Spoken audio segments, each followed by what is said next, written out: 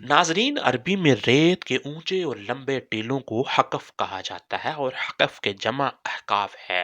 मतलब ये कि रेत के ऊंचे और लंबे टीलों की सरजमीन। नाज़रीन, ये इलाका यमन और अम्मान के दरमियान फैला हुआ था और कौम आद इसी सरजमीन यानी अहकाफ में रहते थे। कौम आद में एक बादशाह गुजरा है जिसका नाम था शद्दाद। जी हाँ दोस्तों, आज की वीडियो में आपको शद्दाद और उसकी बनाई हुई जन्नत के बारे में बताएंगे। और आप तो शद्दाद की जन्नत को नासा वाले भी ढूंढ चुके हैं। क्या आप जानते हैं कि शद्दाद की जन्नत इस वक्त कहाँ है? शद्दाद की जन्नत का नाम क्या था? आइए आज आपको इसकी पूरी तफसील बताते हैं।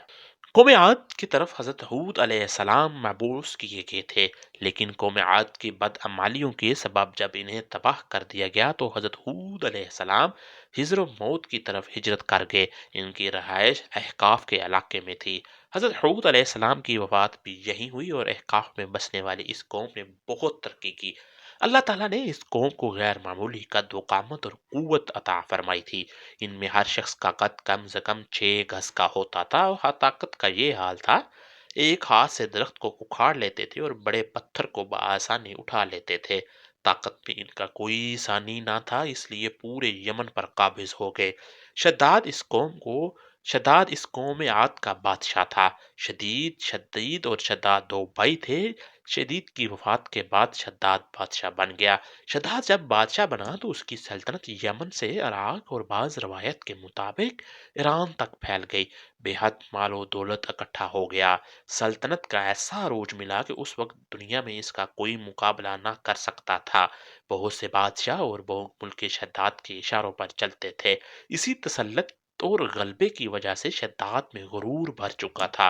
वो ऐसा जालिम और मुतकब्बिर होता गया कि एक दिन खुदाई का दावा भी कर बैठा। हजरत हूद अलैहिस्सलाम ने इसे भी समझाने की कोशिश की, लेकिन इसका दिलो दिमाग गुरूर से भर चुका था। फिर शद्दाद और हजरत हूद अलैहिस्सलाम का मुकालमा हुआ। शद्दाद ने हजरत हूद से पूछा, मैं अगर ईमान ले आऊं तो मुझे क्या फायदा होगा? हजरत हूद ने फरमाया, तुम पर जन्नत हलाल हो जाएगी। शद्दाद कहने लगा, कोई भी शख्स किसी की खिदमत या अतात इसलिए करता है कि उसको इज्जत मिले, इसको मनसब मिले, तरक्की मिले, इक़्तिदार मिले और दौलत मिले। मुझे तो ये सब कुछ हासिल है, मुझे क्या ज़रूरत है मैं किसी की इबादत करूं? और रही जन्नत की बात, मुझे इस जन्नत की कोई ज़रूरत नहीं। ऐसी जन्नत तो मैं खुद ही दुनिया में बना सकता हूँ। हज़रत हूद अलैहिस्सलाम ने इसे शद्दाद को कुफ्र और शिर्क से रोकने की कोशिश की, लेकिन वो बाज ना आया। उसने सल्तनत के तमाम मार इकट्ठे किए और अहकाफ में अरम के मुकाम पर 20 कोस लंबी और चौड़ी जन्नत बनवानी शुरू कर दी। इसलिए शद्दाद को जन्नत कुरम भी कहा जाता है।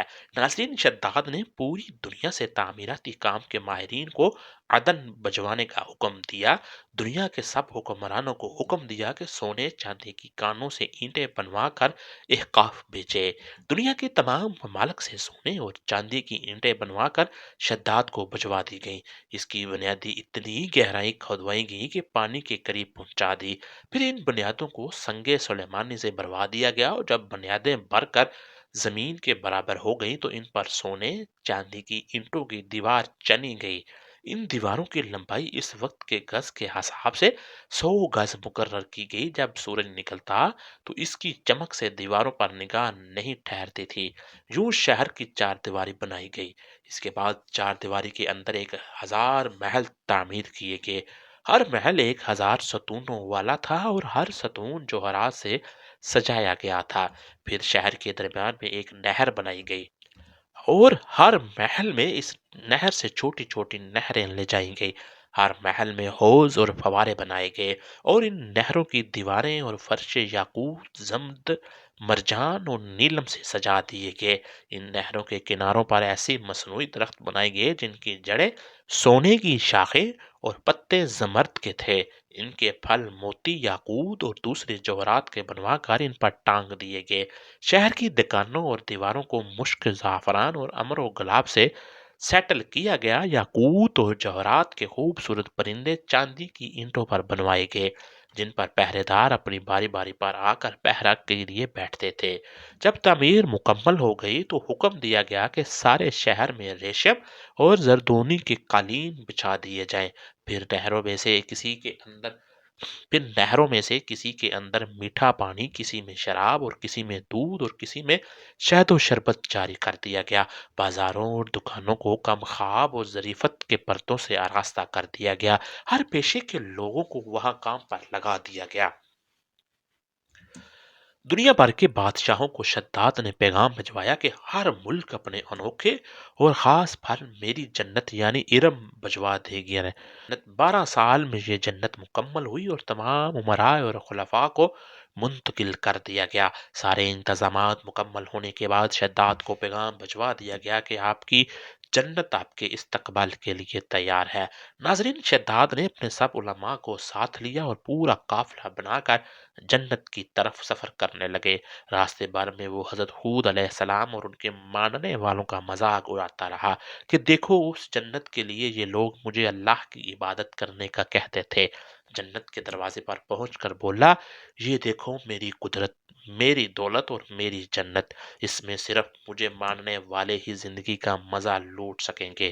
ارم میں رہنے والے سب لوگ شداد کے استقبال کے لیے شہر کے دروازے کے باہر آ گئے اور اس پر جواہر نچھاور کرنے لگے۔ اسی ناز و ادا سے چلتے ہوئے جب شہر کے دروازے پر پہنچا تو روایت ہے کہ ابھی اس نے گھوڑے کی رکاب سے پاؤں نکال کر دروازے کی چوکھٹ پر رکھا ہی تھا کہ اس نے وہاں پہلے سے ایک اجنبی شخص کو کھڑے ہوئے دیکھا۔ اس نے پوچھا، تو کون ہے؟ اس نے کہا، میں ملک الموت ہوں۔ شداد نے پوچھا، کیوں آئے ہو؟ اس نے کہا، تیری جان لینے آیا ہوں۔ شداد نے کہا، مجھ کو اتنی مہلت تو دے دے کہ میں اپنی بنائی ہوئی جنت کو دیکھ لوں۔ جواب ملا، مجھ کو حکم نہیں۔ کہا، چلو اسی قدر سے ہی فرصت دے دو کہ گھوڑے پر سے اترا ہوں۔ جواب ملا، اس کی بھی اجازت نہیں۔ چنانچہ ابھی شداد کا ایک پاؤں رکاب میں اور دوسرا چوکھٹ پر ہی تھا کہ ملک الموت نے اس کی روح قبض کر لی۔